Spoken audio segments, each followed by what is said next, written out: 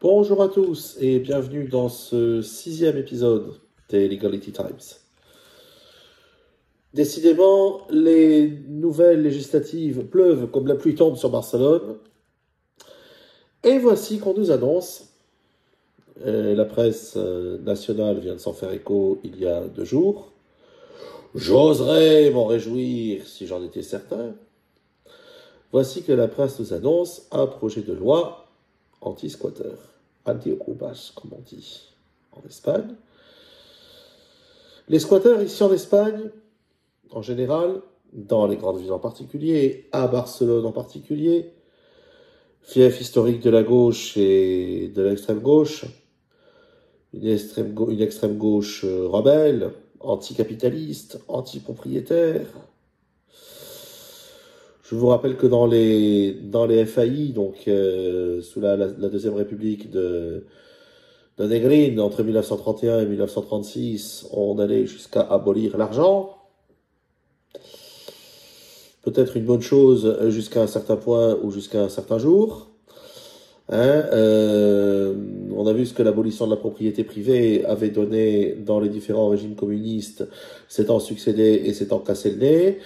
De l'URSS à Cuba en passant par la Corée du Nord. Et d'autres tentatives de régime communiste avortées, n'a jamais été productif, que ce soit le Mozambique, l'Afghanistan, le Vietnam. On a vu comment ça a terminé, n'a jamais vraiment été bénéfique pour personne. On y est.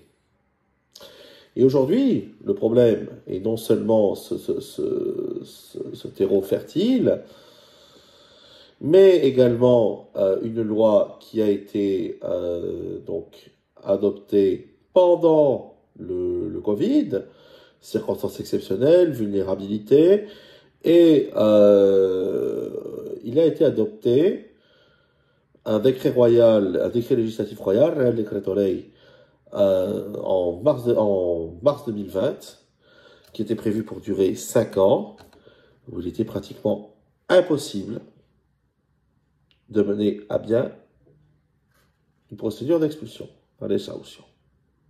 Pratiquement impossible. Dieu merci, le sens commun est revenu,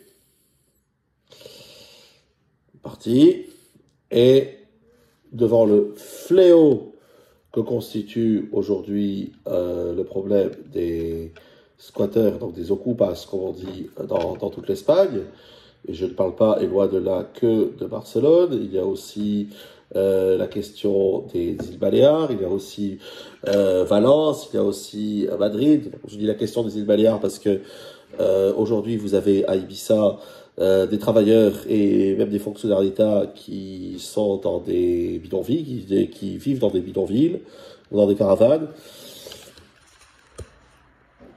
Il y a une vraie précarité, mais ce n'est évidemment pas pour cela que le droit à la propriété privée, qui est un droit inviolable et sacré, doit s'en trouver vulnéré. Et pourtant, c'est ce qui se passe. C'est le cas ipso facto avec cette loi qui rend pratiquement impossible la mise à la porte de squatteurs. Dieu merci, on nous annonce un projet de loi, par miracle, validé par les socialistes, et même proposé en l'occurrence par le gouvernement socialiste, bien évidemment validé pour le coup par les diverses représentations politiques de droite. Tout le monde ici sait que je ne suis pas de gauche. Maintenant, si la gauche dit que le soleil est jaune, je ne vais pas me foutre à dire qu'il est bleu non plus, on est d'accord? Bon, rejeté, on s'en doutait un peu, par les factions d'extrême gauche parasitaires et les indépendantistes basques et catalans, on s'en doutait un peu. De toute façon, de vous avouer à ces gens-là, quoi que vous leur proposiez, ils diront non. Ils disent non à tout, sur leur fonds de commerce. Détruire et dire non à tout. Bon, ouais, écoutez, c'est très bien, ils veulent tout détruire. Moi, ici, au cabinet, je trébuche chez Lawyers, je construis. et on construit. Pierre par pierre, lentement, avec des fois des choses qui nous échappent, on construit. Et donc cette loi se calque sur le modèle français. Je vous rappelle que la France est aujourd'hui encore officiellement le pays qui protège le plus les locataires indélicats, avec quelque chose qui n'existe pas en Espagne et qui est le travail hivernal, de surcroît, qui, Dieu merci, ne s'applique pas aux squatteurs. Et donc ce projet de loi va permettre, dès son entrée en vigueur, prévu, donc on passait faire la navette au Parlement entre le Congreso de los Diputados, c'est-à-dire l'équivalent de l'Assemblée nationale, et le Senado, le Sénat. Il est prévu qu'il soit adopté d'ici la fin du mois d'avril. C'est tout va bien. Il permettra à la police, lorsque le délit flagrant de violation de domicile allanamiento de morada est constaté, il permettra à la police de procéder immédiatement au placement en garde à vue des squatteurs et de toutes les personnes, c'est-à-dire des présumés squatteurs, c'est-à-dire de toute personne présente sur les lieux d'habitation lorsque son propriétaire ou son occupant légitime en aura constaté l'occupation illégale. Et pendant cette garde à vue, de mettre en place toutes les mesures effectivement nécessaires à ce que le propriétaire ou l'occupant légitime du bien, c'est-à-dire titulaire d'un bail traditionnel ou bail amphithéotique ou bail commercial, ou bail industriel, s'il ne s'agit pas d'un bien à usage d'habitation, on va y revenir, puisse récupérer le bien en question. D'abord, deux choses. Il faut distinguer le délit d'usurpation de propriété, c'est-à-dire lorsque vous vous appropriez un bien qui n'est pas le vôtre, lorsque vous faites passer pour le propriétaire d'un bien alors que vous ne l'êtes pas. C'est une première chose. Et deuxièmement, le délit de violation de domicile, savoir ce qu'est un domicile. Déjà, savoir ce qu'est un bien habitable. La jurisprudence française nous explique qu'un bien habitable, c'est un bien donc c'est un bien dont vous êtes propriétaire ou dont vous savez démontrer que l'utilisation, soit c'est un bail écrit, soit ce sont des témoignages qui, si le bail est verbal, ce qui est possible, hein, un bail peut être verbal, verbalement, donc témoignages qui corroborent votre présence dans ce bien-là et qui soit meublé. Alors bon, c'est un peu réducteur en vérité, parce que si c'est un bien que vous avez utilisé il y a 10 ans, que vous mettez une simple commode dedans, vous considérez qu'il est meublé, que c'est votre habitation. Donc ça paraît être un peu réducteur en effet. Aujourd'hui, quel est le critère donc en droit français de bien habitable par rapport à la viabilité, à l'habitabilité du bien? Eh ben, c'est tout simplement un bien qui dispose d'un certificat d'habitabilité. Et qu'est-ce qu'un bien, donc un bien à usage d'habitation, et quelle est votre résidence principale? Eh ben, il s'agit du bien sur lequel vous excipez de au moins 3 justificatifs de domicile concordants. Bon. En Espagne, la chose est peut-être plus pragmatique pour une fois. Un bien habitable, c'est un bien qui est doté d'une cédula de habitabilidad, c'est-à-dire un certificat d'habitabilité en vigueur. Et pour que ce soit considéré comme votre résidence principale, il faut que vous ayez soit un titre de propriété dessus, donc vous êtes le propriétaire, soit un bail. L'un ou l'autre. Bail écrit. En l'absence de l'un ou de l'autre, ça n'est pas considéré comme résidence principale, à moins que vous ayez, alors c'est une figure très espagnole, votre empadronamiento, c'est-à-dire votre rattachement à la municipalité, qui mentionne, vous ayez un certificat de empadronamiento, c'est-à-dire un certificat de rattachement à la municipalité, qui mentionne ce bien comme étant votre résidence principale et que ce certificat est moins de 1 an. Encore une fois, il ne sera pas aussi facile de déloger d'un bien à usage d'habitation que de déloger d'un bien. On peut imaginer le cas, un exemple, un cas très récent que j'ai eu ici au cabinet, un bar, un local donc à usage de bar, qui serait du jour au lendemain squatté, avec des personnes qui utiliseraient les toilettes du bar. Il y a même une douche en l'occurrence, ou un jet d'eau, enfin ils utilisent ça pour se laver. Enfin, quand ils se lavaient, quand on a récupéré les lieux, ça sentait pas la rose. Qui dormaient sur les banquettes et puis qui considéraient que c'était qui avaient fichu leur clic-clac et qui avaient garé leur 205 diesel dans la cour du bar en question, dans l'arrière-cour, et puis ou dans le parking attenant, et puis qui considéraient que c'était leur bien à usage d'habitation. Le tribunal a répondu que déni. Il n'y a évidemment pas de cédula de habitabilidad donc sur ce bien qui est un bien à usage commercial et même bien défini avec une licence de bar, puisqu'ici les licences d'exploitation au bar et restaurants ne sont pas des droits personnels mais des droits réels, donc qui sont attachés au local et qui sont inhérents au local auquel correspondent ces licences. C'est pas une licence préfectorale avec laquelle vous vous baladez vous à titre personnel, pas du tout. Bon, c'était un cas bien précis où ces individus avaient tenté de faire valoir que c'était leur bien à usage d'habitation et la jurisprudence, le tribunal a suivi la jurisprudence, dit que déni. Et ils ont dû, et on a réussi à les déloger. Mais ce n'est évidemment pas pour autant plus simple si on vous dit que ce bien n'est pas un bien à usage d'habitation et que les occupants s'y trouvent de façon irrégulière, ce n'est pas pour autant aussi simple de les faire décamper. En vérité, comment faire décamper efficacement un squatteur, un ou des squatteurs, c'est là toute la question. En réalité, c'est le temps qui joue.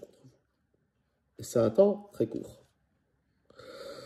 Donc, le but de ce projet de loi est de pérenniser quelque chose qui aujourd'hui, en droit espagnol comme en droit français, est tout à fait possible. C'est-à-dire que lorsque vous arrivez à passer vos squatteurs sur le fait dans un délai, s'ils sont rentrés dans un délai inférieur à 48 heures, alors la charge de la preuve, c'est à vous de la donner, puisque c'est vous qui, le cas échéant, allez déposer la plainte ou aller chercher les autorités de police ou la juridiction compétente, qui est le Juzgado de Guardia, le tribunal de garde. C'est à vous d'apporter la charge de la preuve. Bon. Très souvent, et encore que, entre la parole d'un propriétaire ou d'un locataire légitime qui rentre chez lui, qui trouve sa porte verrouillée, serrure changée avec des squatteurs à l'intérieur et les 10 squatteurs, la police en général sait faire la différence. Les juges peut-être un peu moins, mais la police en général sait faire la différence. Bien évidemment, c'est toujours mieux d'être à même de prouver. Et c'est surtout toujours mieux d'être à même d'agir immédiatement, d'intervenir immédiatement lorsque vous êtes au fait de l'occupation. Dans ce cas-là, il n'y a pas 36 solutions, il y en a une, c'est mettre un système d'alarme efficace, avec système fumigène, avec caméra de surveillance, et à partir du moment où la société vous prévient que vous signez un pouvoir de représentation à une société de surveillance, à partir du moment où elle est au fait de la présence de squatteurs, elle intervient tout de suite, elle fait intervenir la police, et la police procède au délogeage. Alors, la faculté de déloger, quand vous êtes en flagrance, ici, c'est-à-dire l'équivalent de l'article 53 du Code de procédure pénale français, lorsque vous êtes ici sur un delito in flagranti, la faculté de déloger, ma foi, c'est pas tant le problème. Le problème, c'est s'assurer qu'ils ne reviendront pas. Bon, vous allez déloger, vous allez mettre en garde à vue les squatteurs, et puis si au bout de 24 heures de garde à vue, vous les relâchez, qu'ils reviennent et qu'ils resquattent, ouais, bon, Vous allez me dire, si vous avez une tentative de squattage, bon, eh ben, la chose la plus logique, c'est effectivement de mettre un système d'alarme, effectivement de mettre une porte blindée, effectivement d'engager une société de sécurité. Maintenant, tout le monde n'en a pas les moyens. Tout ça, ça coûte cher. Donc, quand vous n'avez pas les moyens de sécuriser votre propriété, que vous êtes déjà en danger, vous avez déjà que la propriété en question a déjà été mise en danger, comment faites-vous? Et c'est justement dans les clous de ce projet de loi de donner aux victimes de squat des moyens de façon à ce qu'ils puissent donc non seulement de leur permettre, juridiquement parlant, de mettre à disposition des moyens, notamment un contrôle d'accès à la propriété privée, notamment la pose d'une porte blindée quand vous êtes dans un appartement avec des parties communes et parties privatives, sans avoir à demander l'autorisation au syndic. Non seulement cela, mais elle permet également donc aux victimes d'avoir recours à des aides, d'avoir recours à des aides financières qui leur permettront de se prémunir en conséquence, qui leur permettront d'accéder notamment à un contrôle au moins sécurité passive qui permettent d'empêcher ces squatteurs de revenir. L'idéal, évidemment, serait de leur interdire l'accès à tout simplement de leur imposer un éloignement, de leur interdire l'accès à la municipalité où ils ont sévi. Faut savoir que ça vient d'être fait. Je salue ma très jeune consoeur Alaya Holmes du cabinet Molins Silva qui vient d'obtenir une jurisprudence en ce sens. On a interdit à un squatteur de remettre les pieds dans la commune de Saint-Maurice-de-l'Omégat parce qu'il était multirécidiviste. Et eh bien, ça suffit. Voilà. C'est une jurisprudence qui est tout à fait novatrice et qui, à mon avis, va faire mouche. Le fait est que, lorsque vous avez des squatteurs chez vous, vous appelez immédiatement la police en leur expliquant bien que la chose vient de se faire. Vous n'arrivez pas à le prouver, eh ben, vous aurez bien des voisins complaisants qui diront que la chose s'est faite sous leurs yeux, si vous ne dites pas vous-même que ça s'est fait sous vos yeux. Le mieux étant évidemment, le sage n'affirmant rien qu'il ne prouve, d'avoir les moyens de le prouver. Donc encore une fois, quand vous avez un système de vidéosurveillance avec un système d'alarme, que l'alarme a sauté et qu'une heure après, vous avez l'appartement occupé, on ne se pose pas la question de savoir si vos occupants sont là depuis 1 heure ou depuis 48 heures. Donc, encore une fois, mieux vaut prévenir que guérir, protégez-vous. Protégez-vous, surtout. Et ne pensez pas que la justice aura la même vision manichéenne des choses que vous, et ne pensez pas que même avec je veux dire un cas flagrant d'occupation, ne pensez surtout pas que la justice sera forcément de votre côté, parce que c'est faux. Voilà. Encore une fois, il faut bien garder une chose à l'esprit, bien distinguer deux choses. L'occupation, donc le squattage, c'est-à-dire vous forcez la porte pour entrer dans un bien parce que vous n'avez pas de chez vous et que vous vous appropriez l'usage d'un bien qui n'est pas le vôtre, ou sur lequel vous n'avez aucun droit, donc occupation sans droit ni titre, et le locataire indélicat qui va s'arrêter de payer, et qui, pour se prémunir d'éventuelles représailles de la part de son propriétaire, va changer les serrures, évidemment, sans lui demander l'autorisation. Là, on est encore sur un cas bien défini, ce qu'on appelle le inquilino occupa, c'est-à-dire un mot valise fait de inquilino locataire et de occupa squatter, c'est-à-dire locataire squatter. La façon dont il occupe le bien est illégale, mais ça ne fait pas de lui un squatter. Donc vous ne pouvez nullement faire intervenir la police. Vous ne pouvez nullement faire intervenir a fortiori une société de sécurité pour organiser un contrôle d'accès à la propriété, parce que la personne aura toujours ce bail jusqu'à ce que vous ayez un jugement Il y a un tribunal qui reconnaîtra que cette personne n'a pas payé son dû et donc va résilier le contrat, article 252-2 alinéa 2 du code de la ley de procédure civile, du code de procédure civile espagnol, et va donc résilier le bail. À partir de là, vous aurez une date et une heure avec une expulsion qui sera signalée. Mais et c'est seulement lorsque cette expulsion aura eu lieu que vous aurez le droit de contrôler, de faire contrôler votre accès à la propriété privée sans demander autorisation au juge. Dans le cas contraire, et en vérité, même lorsque vous avez quelqu'un sans droit d'ITIN chez vous, et que malheureusement vous n'avez pas réussi à prouver les fameux délais de 48 heures, ou si malheureusement la police s'est présentée, qu'elle s'est fait suffisamment embobiner par vos squatteurs qui ont expliqué qu'ils étaient là, pour peu qu'ils aient eu le gingembre de mettre une facture d'eau ou d'électricité à leur nom, et alors là c'est fini. Effectivement, il faut attendre le bon vouloir du juge pour déloger ces gens, et surtout pour, à titre de mesure conservatoire, article 427-3 du Code de procédure civile espagnol vous autorise à faire un contrôle d'accès à la propriété. Alors, plus difficile à faire dans un appartement, enfin, vous avez des parties communes, vous allez devoir le faire au rez-de-chaussée, vous allez devoir le faire à la porte de l'appartement en question.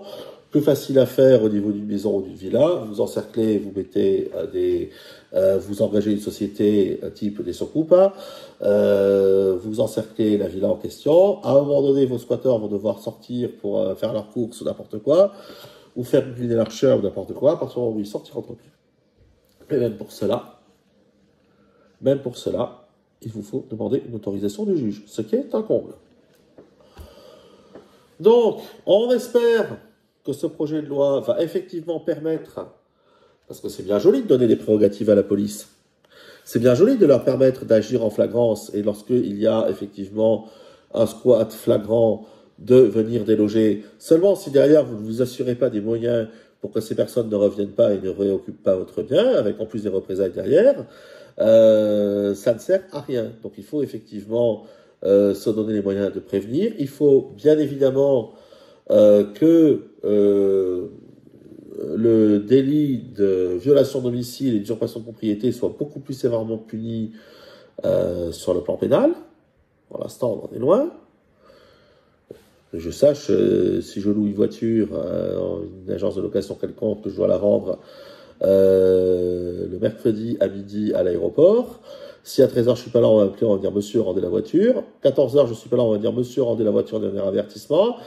Et à 15h, le plus probable, c'est que l'agence de location en question dépose plainte pour vol. Bon, alors pourquoi est-ce que ça ne serait pas la même chose en matière de squattage d'appartement, de squat d'appartement? On se demande.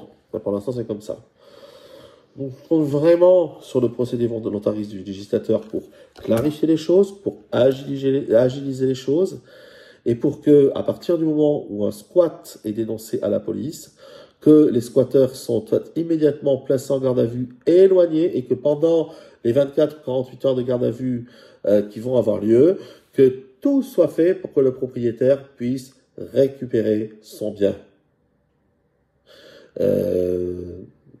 Au moins à titre conservatoire. On va m'expliquer que la misère a ses droits, que le malheur a ses droits, que les personnes sans abri ont leurs droits, et la propriété privée aussi a ses droits. Et le premier d'entre eux, c'est de s'assurer de son inviolabilité. Donc, pour en finir, l'adage « mieux vaut prévenir que guérir » vaut plus que tout ici. Et surtout, si jamais, malgré toutes les précautions prises, une telle mésaventure vous arrive, surtout, agissez immédiatement. Agissez immédiatement. Vous avez des sociétés de sécurité qui sont spécialisées pour cela, en prévention, en surveillance. Agissez immédiatement et agissez à partir du moment où vous avez un signe de présence non désiré, quel qu'il soit, agissez immédiatement et insistez bien pour que la personne sans droit ni titre soit éloignée, soit exfiltrée et éloignée, parce que légalement parlant, c'est possible. Il suffit juste d'agir à temps. Et ça sera encore davantage possible si ce projet de loi, et je l'espère, est mené à terme. Il suffit juste d'être alerte et de tirer la sonnette d'alarme au bon moment. Voilà. Je vous retrouverai dimanche prochain pour un autre épisode. Cette fois-ci, également en matière de prévention, mais cette fois-ci sur le sujet des locataires mauvais payeurs. Et je ne vous en dis pas plus pour l'instant. À bientôt.